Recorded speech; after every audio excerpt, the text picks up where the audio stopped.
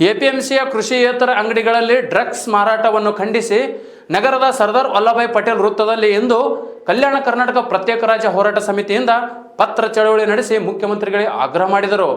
ಈ ಸಂದರ್ಭದಲ್ಲಿ ಕಲ್ಯಾಣ ಕರ್ನಾಟಕ ಪ್ರತ್ಯೇಕ ರಾಜ್ಯ ಹೋರಾಟ ಸಮಿತಿ ಅಧ್ಯಕ್ಷ MS ಪಾಟೀಲ್ ನರಿಬಾಳಿ ಅವರು ಮಾತನಾಡಿದರು.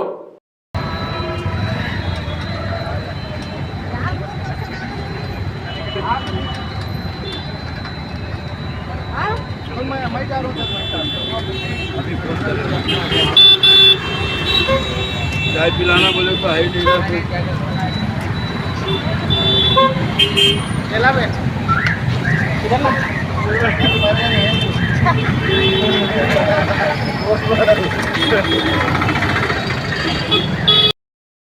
ಕೃಷಿ ಉತ್ಪನ್ನ ಕಲಬುರಗಿ ಜಿಲ್ಲೆಯಲ್ಲಿ ಏನು ಕಲಬುರಗಿ ಮಹಾನಗರದ ಕೃಷಿ ಉತ್ಪನ್ನ ಮಾರುಕಟ್ಟೆ ಹೋಗಿ ಅದು ಡ್ರಗ್ಸ್ ಮಾರುಕಟ್ಟೆ ಆಗ್ತಾ ಇದೆ. ಇದು ಆಘಾತಕಾರಿ ವಿಷಯ.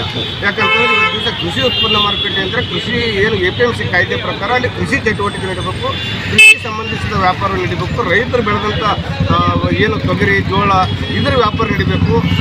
ಅದ್ರ ಜೊತೆಗೆ ಬೂದೆ ಆಗಿರ್ಬೋದು, ಯಾವುದೇ ರೈತರು ಬೆಳೆದಂಥ ವ್ಯವಹಾರ ನಡೀಬೇಕು ಮಾಲಿಂದು. ಆದರೆ ಇವತ್ತು ಅಲ್ಲಿ ನಡೀತಕ್ಕಂಥದ್ದು ಕೃಷಿಯೇತರ ಚಟುವಟಿಕೆ ನಡೀತಿದ್ದಾವೆ. ಕೃಷಿಗೆ ಸಂಬಂಧ ಇರಲಾರ್ದಂಥ ಅಂಗಡಿಗಳು 300ಕ್ಕೆ ಹೆಚ್ಚಿದ್ದಾವೆ.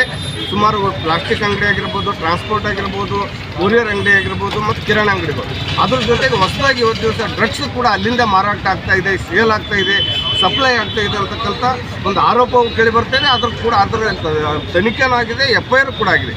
ಇದು ಭಾಳ ಒಂದು ಆಘಾತಕಾರಿ ವಿಷಯ. ಇವತ್ತು ದಿವಸ ಕೃಷಿ ಉತ್ಪನ್ನ ಮಾರುಕಟ್ಟೆಯಲ್ಲಿ ಡ್ರಗ್ಸ್ ಸಪ್ಲೈ ಆಗ್ತಾ ಇದೆ ಅಂತಂದ್ರೆ ಆಘಾತಕಾರಿ ವಿಷಯ. ಇದು ಎಲ್ಲ ಗೊತ್ತಿದ್ದು ಆ APM ಸೆಕ್ರೆಟರಿಗಳು, ಆ ಇನ್ನಿತರ ಸೆಕ್ರೆಟರಿಗಳು, ಸಿಬ್ಬಂದಿಗಳು ಮತ್ತು ಡೈರೆಕ್ಟರ್ ಶಿವಾನಂದ ಕಾಪಾಶಿ ಅವರು ನೋಡಿ ಗಪ್ಪು ಕೊಡ್ತಾ ಇದ್ದಾರೆ, ಕೇಳಿ ಗಪ್ಪು ಕೊಡ್ತಾ ಇದ್ದಾರೆ.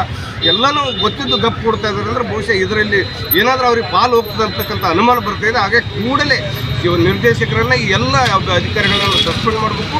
ಕಲಬುರಗಿ APMC ಹಗರಣವನ್ನು ಒಂದು ಉನ್ನತ ಮತ್ತು ತನಿಖೆ ಮಾಡಬೇಕಂತೇಳಿ ನಮ್ಮ ಮುಖ್ಯಮಂತ್ರಿಗಳಿಗೆ ಪತ್ರ ಬರೆದಿದ್ದೇವೆ.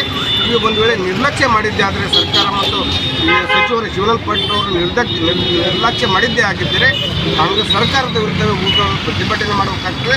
ಅದರ ಜೊತೆಗೆ ಏನು ಅನಧಿಕೃತ ಅಂಗಡಿಗಳವರು ಏನಿದ್ದಾರೆ ಆ ಅಂಗಡಿಗಳನ್ನು ಕೂಡಲೇ APMC ಅವರು ತಮ್ಮ ಕಾಯ್ದೆಯನ್ನು ಬಳಸಿ ಮುಟ್ಟುಗೋಲು ಹಾಕಬೇಕು ಅಂತೇಳಿ ನಾವು ಆಗ್ರಹ ಮಾಡ್ತೇವೆ.